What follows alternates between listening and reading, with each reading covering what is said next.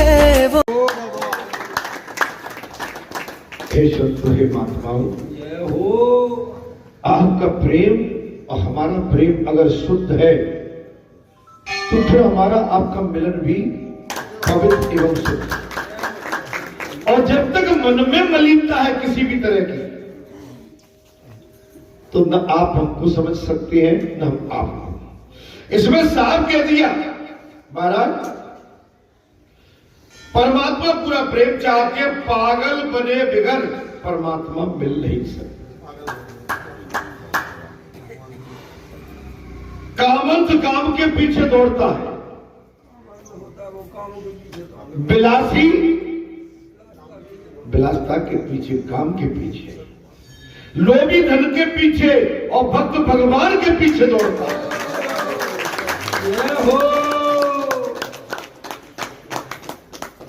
कामी कामना के पीछे, काम के पीछे और लोभी धन के पीछे, और भगवान के जो भक्त होते हैं वो भगवान के पीछे दौड़ते हैं। जब तक जीव संसार के जड़ पदार्थों के साथ प्रेम करता रहेगा तब तक ईश्वर उस पर दया नहीं। अरे कोई तो मिला हमारी जैसी कहने का, हम तो पहली बार कल आश्चर्य माना और कल हम इस पर बहुत विमर्श करते रहे। कोई तो मिला, आज तक हमको ऐसा नहीं मिला कि आके कह दी और साथ में ही थी, कोई न झिझक थी।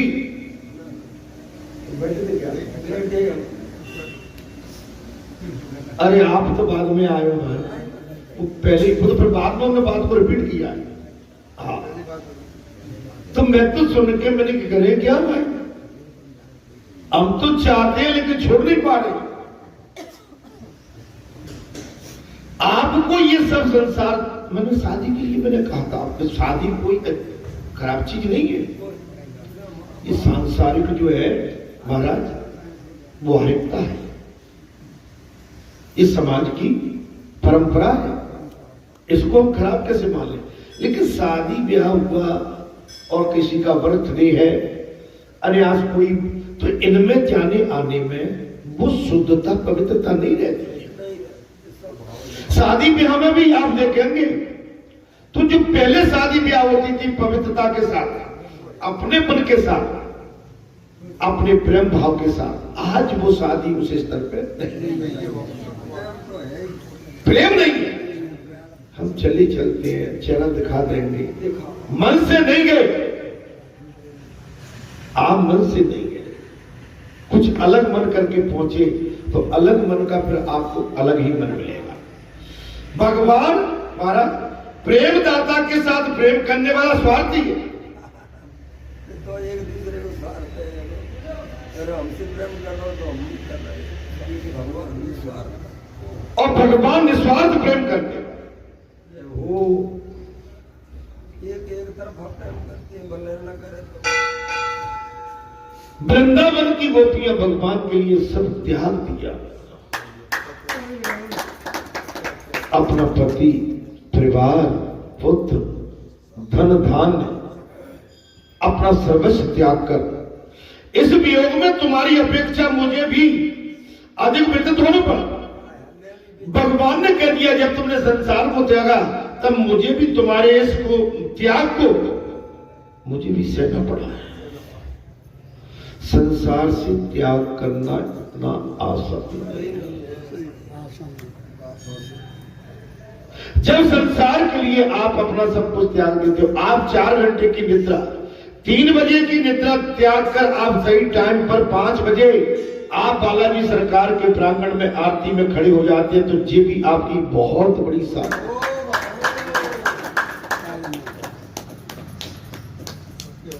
बगैर त्याग किए भगवान की प्राप्ति, त्याग किसी भी प्रकार से आप यकीन में, त्याग किसी भी प्रकार से हो सकता। आप देखिए ब्रह्म मुहूर्त में 5 बजे आरती हो गई, 7 बजे तक सुंदर कांड हो गया और 7 से 7:30 तक फिर आरती हो गई, फिर कथा। ये हमारी सबसे बड़ा, हमारे जीवन की बहुत बड़ी एक महाराज उपलब्धि है। अगर जी हमने नहीं पाया तो जीवन में कुछ नहीं पाया। इस वियोग में तुम्हारी अपेक्षा मुझे अधिक व्यथित होना पड़ता, और जो तुम निद्रा त्यागते हो ना मुझे भी पीड़ा होती, जो तुम जाड़े में ठंड में आते हो मुझे भी पीड़ा होती है, लेकिन करूं क्या, तुम्हारा मन मुझ में और मेरा मन तुम में लगा।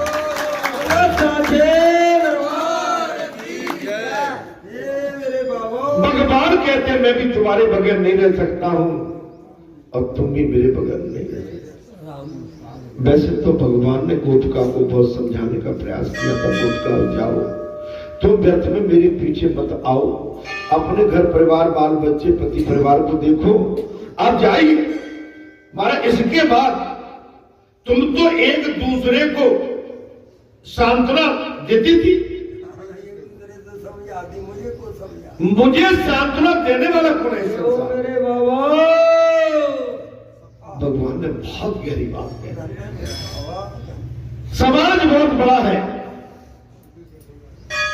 समाज तो एक दूसरे को सांत्वना देता रहेगा, लेकिन भगवान ने कह दी कि मुझे सांत्वना कौन देगा? मुझे जो पीड़ा होती है, मेरे अंदर जो विरह होता है, मेरे अंदर जो दुख होता है, मुझे सांत्वना देने वाला कोई है? आपने तो अपनी बात को रख दिया, बाबा के दरबार में सब रोते गाते आते हैं और रोते गाते आके सब अपनी अपनी बात बाबा के समक्ष रखते हैं, बाबा सबकी सुनते हैं, लेकिन बाबा की जब कौन सुनता है? भगवान की कोई सुनने वाला है?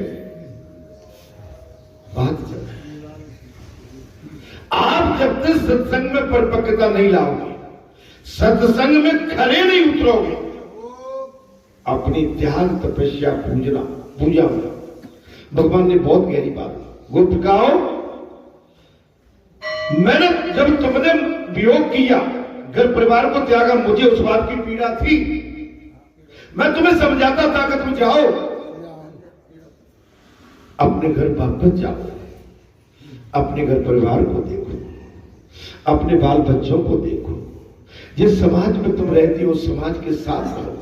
मैं तुम्हें सांत्वना देता था, तुम्हें समझाता था हर, लेकिन महाराज मुझे सांत्वना देने वाला कौन है?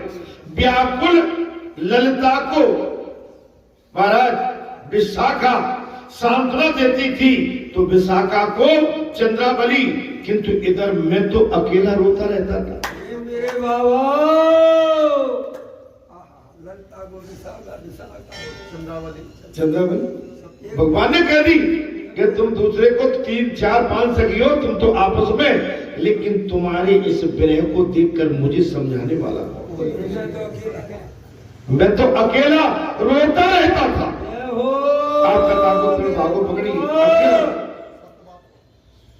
कभी महापुरुष को पूछिए, कभी घर के उस पुरखा को पूछिए, कभी उस माता को पूछिए, कभी उस पिता को पूछिए।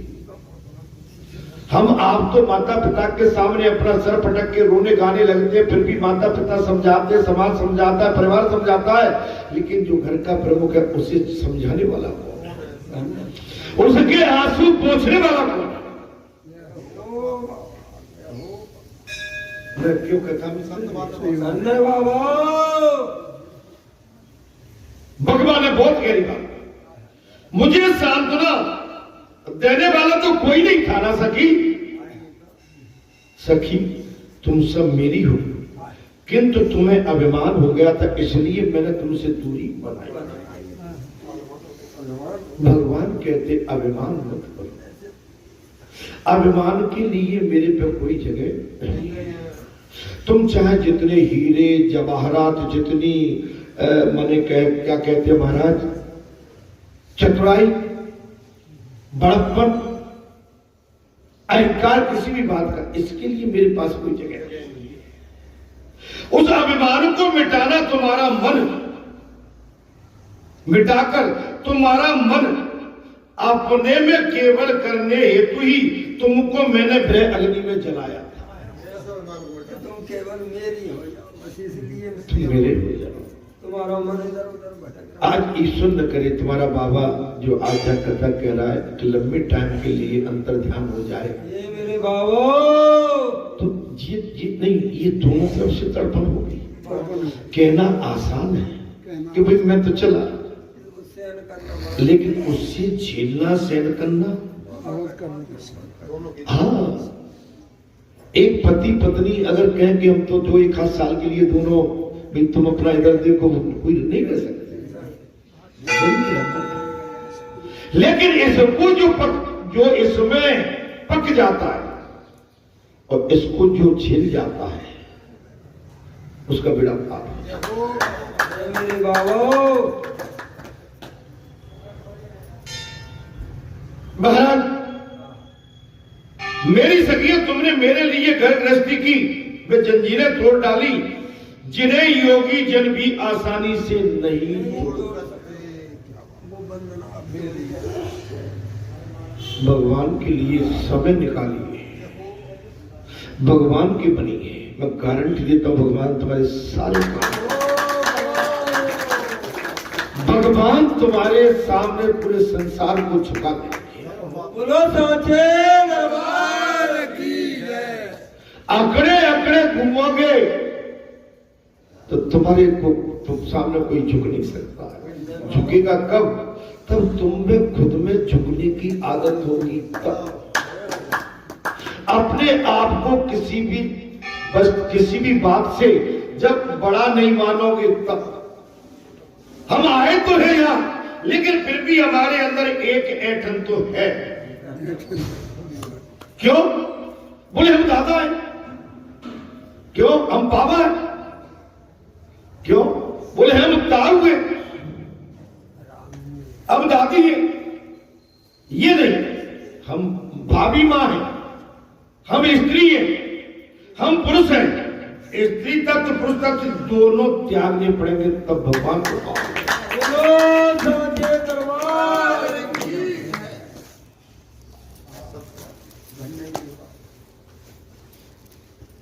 अपना कभी बड़प्पन मत चाहोगे। एक चीज और बता देता हूं, अपना निजी बड़प्पन चाहोगे तो उसमें आप बहुत कमजोर हो जाओगे, क्योंकि हमारे तुम्हारे पास अपना देने के लिए कुछ है ही नहीं।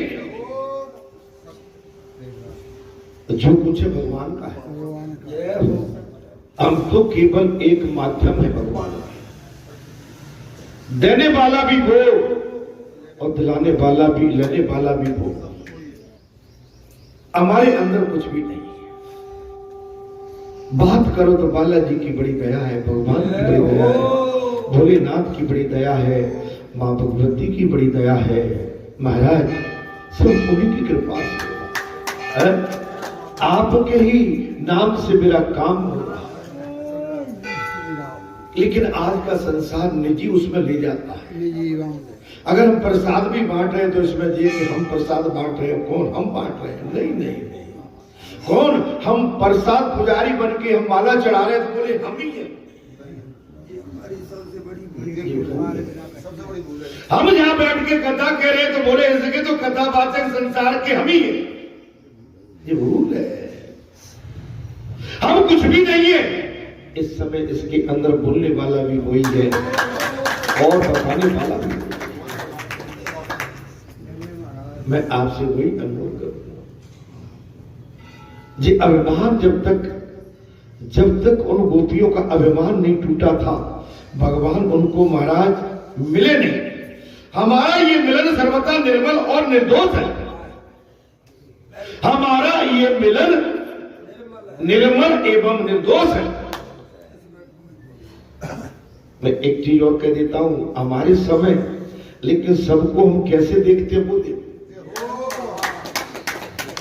हम सबको निर्दोष और निर्मल मन से देखते हैं या सबको संसारी भाव से देखते हैं? ये हो, अगर संसारी भाव से देखते हैं तो पातक है, और निर्मल एवं निर्दोष मन से देखते हैं तो पवित्रता है। अभी परसों पिछले शनिवार को यहां से कथा हुई। अभी ये आपको आनंद रामायणी कथा कैसी लगी? बहुत अच्छी बाबा। आनंद आ रहा है? अब जी बताइए, इतना बढ़िया आनंद आपके आंगन में बरस रहा है और 7 दिन बरस रहा है, और फिर सबसे बड़े तो हनुमान जी महाराज मान, इनके ऊपर कोई और है नहीं सी। तो इतना आपको उनका आशीर्वाद प्राप्त हो रहा है, तो अपने मन को बिल्कुल अपने मन को रोज गिरगिट की तरह बदलो। मैं एक ही चीज कह रहा हूं, जो गिरगिट होता है ना दिन में कई रंग बदलता, तो मन को गिरगिट की उसमें सीमा में मत लाओ, रोज बदलो मत इसको, अपना हमेशा मन चलना रखो। एक सूत्र, एक समान, एक रस, एक दृष्टि, तब आनंद आएगा। मित्रता होना आसान है, लेकिन मित्रता निभाना बहुत कठिन है।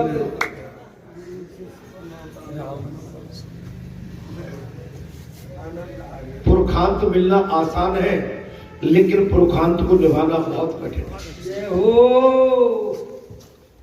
क्यों पुजारी कुछ गलत हो गया क्या?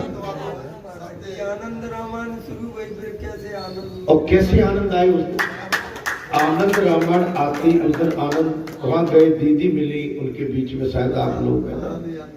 तो बस हाँ, मैं एक चीज जरूर कहूंगा, जब समाज बैठा रहता है ना, समाज जब बैठा हो, संत केवल हो, तो वहां अगर मैं आपसे जी नहीं कह रहा हूं,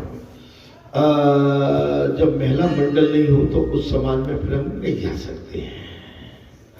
और जहां समाज केवल बैठा है, लेकिन जब कथा चल रही है माता बहन, एक अलग मर्यादा है, लेकिन मैं किसी को रोक नहीं रहा हूं। हमारी मर्यादा हमारे सामने, किसके सामने? हमारे सामने।